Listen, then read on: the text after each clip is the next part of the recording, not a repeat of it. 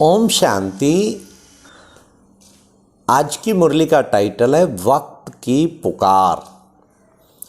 आज की अव्यक्त वाणी में बाबा ने सतयुग के पहले राज्य के अधिकारी कौन बनेंगे, फिर बाबा ने कौन सी पहेली हल करनी है, तीसरा बाबा ने विश्व की आत्माओं को कौन संतुष्ट करेगा, और लास्ट सदा कौन सी स्मृति बच्चों को रहनी चाहिए।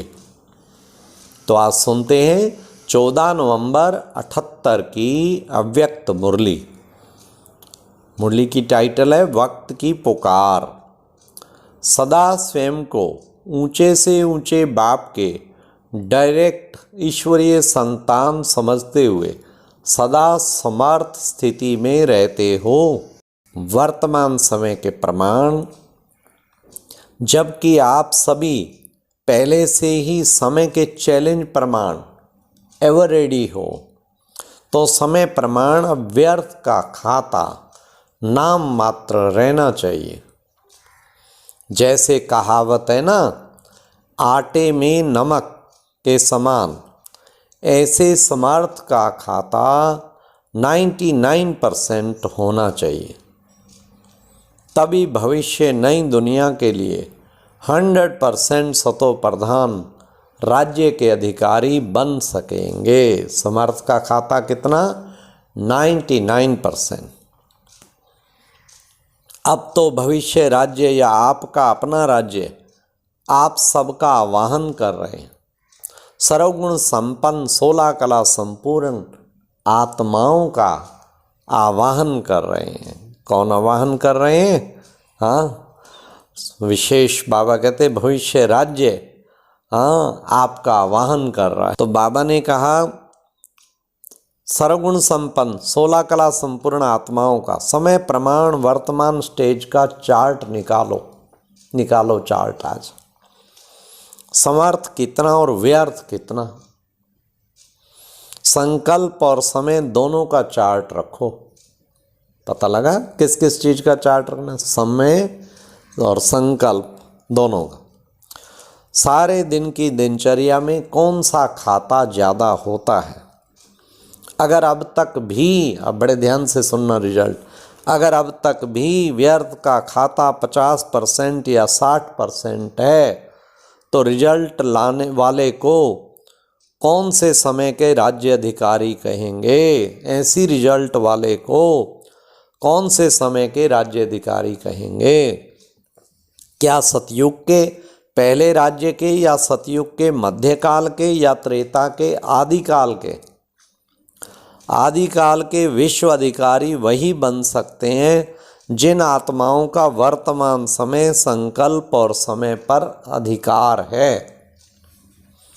ऐसी अधिकारी आत्माएं ही विश्व की आत्माओं द्वारा सतो प्रधान आदि काल में सर्व का सत्कार प्राप्त कर सकती हैं।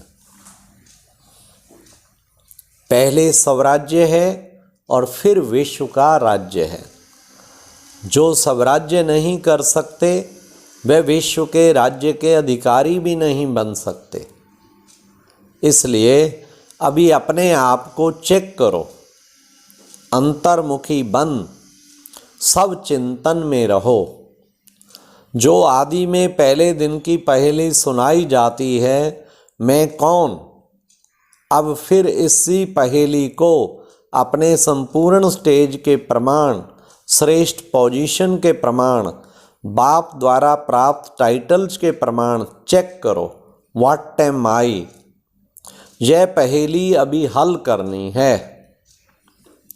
अपने सारे दिन की स्थिति द्वारा स्वयं को जान सकते हो कि आदिकाल के अधिकारी हैं या सतयुग के या मध्यकाल के अधिकारी हैं।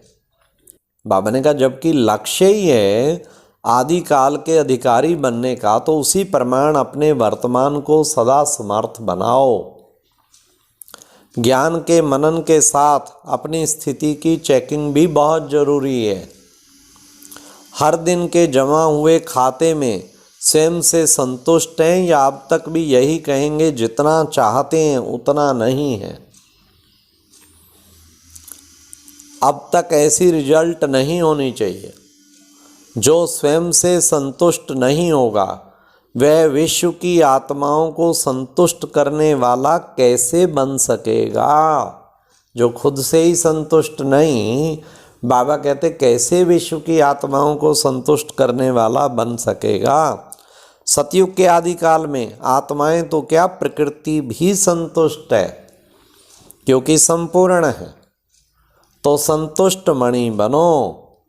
समझा? अभी क्या करना है? सेवा के साधन जो अब तक हैं उसी प्रमाण सेवा तो कर ही रहे हैं, लगन से कर रहे हैं, मेहनत भी बहुत करते हैं, उमंग उल्लास भी बहुत अच्छा है। लेकिन सेवा के साथ विश्व की सेवा और स्वयं की सेवा हो।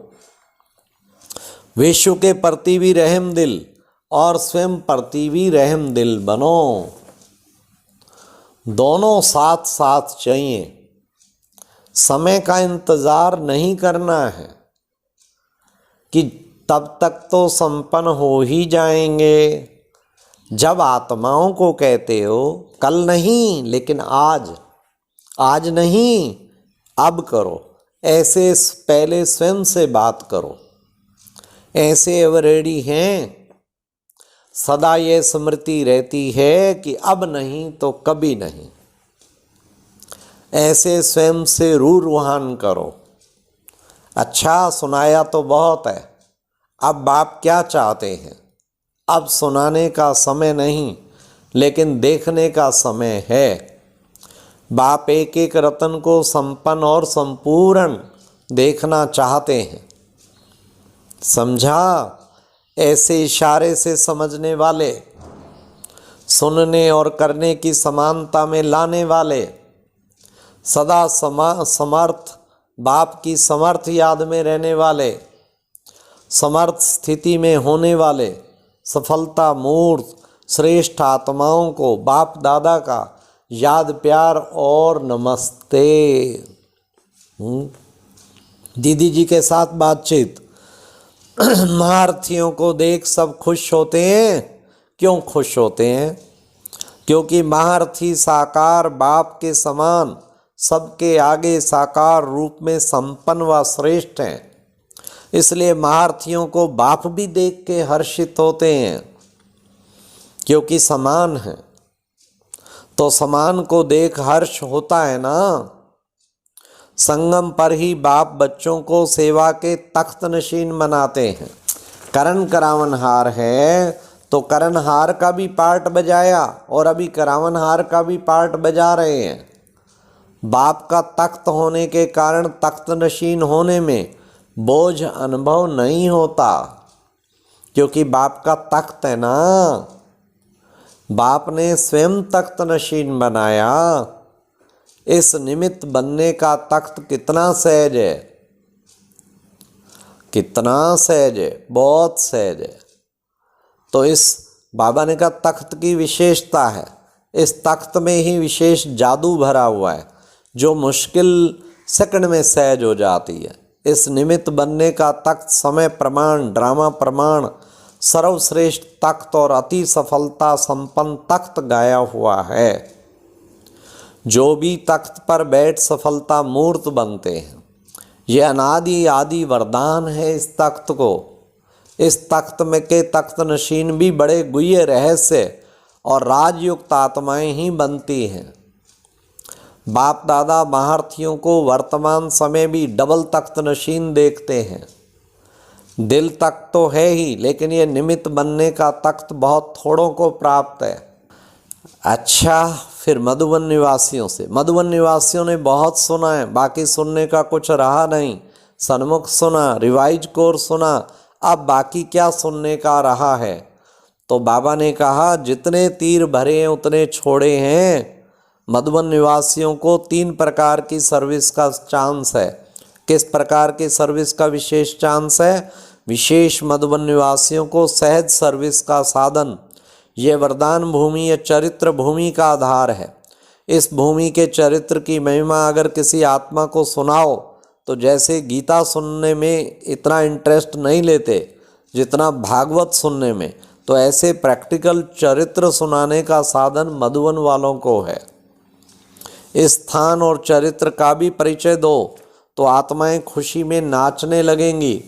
जब भी कोई आते हैं विशेष चरित्र भूमि को जानने और अनुभव करने आते हैं, तो मधुबन निवासी भागवत द्वारा सर्विस कर सकते हैं कि यहाँ ऐसा होता है। तो आप लोग धरनी की विशेषता का महत्व सुनाने के निमित्त हो।